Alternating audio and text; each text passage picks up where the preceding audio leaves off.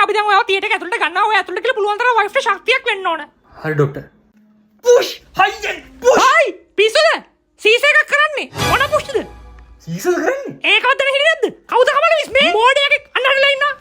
ළමයා හම්බෙලා ඉවරයි තාත්තේ. දැන් අනිවාර්යෙන්ම ළමයා කිරි බිව්වට පස්සේ කුඩු සෙවන්න ඕන. නැත්තම් කිරි රන්ද යන්න පුළුවන්. අන්න කිරි බිලි ඉවරයි. කො කුඩු සෙවන්න. ඔයි! කුඩු සෙවන්නට තමුස නෙවෙයි. පොඩි බබා. මොකද ළමයා කිරි බිව්වම තමුසට රන්ද යන්නේ. සෝරි ඈ. මෝඩයෙක්. කසු නෙවෙයි. මං තව ටිකක් බල්ලා අර දොස්තරට දෙක කනින්න හැදුවේ. ස්පිරිතාලි කියලා බලන්න නැතුව. ගහන්න? ඇයි? ඇයි අහන්නේ? පොඩි එකා එළියට ආපු ගමන් පිටර ගෙහුවේ දැක්කේ නැද්ද? අඬන්න ගත්ත ඊට පස්සේ. බබා අඬාගෙන ආවේ නැත්තම් යාගේ පිටට ගහලා අඬවන්න ඕන. ඇඬුවේ නැත්තම් තමයි ප්‍රශ්නේ වෙන්නේ.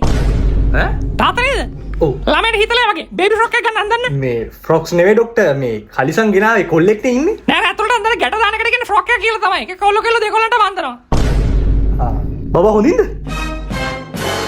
කවුද මේ මගේ පොඩි එකාගේ බුරිය මැද්දේ ක්ලිප් එකක් ගහලා තියන්නේ? මිනිස්සයෝ ඒ පෙකිනි වල. ඒකෙන් තමයි බඩ ඇතුලින් ළමයට පෝෂණය යන්නේ. මාව ස්ට්‍රෙස් කරන තොන්න හිටලා ඉන්නවා. කවුද මේ කෑ ගහනවා එහෙුණා? නෑ උලන්නේ නෑ. සෝරි ඈ. තාත්තේ වලව ඩිස්චාර්ජ් කරලා තියෙන යන්න පුළුවන්.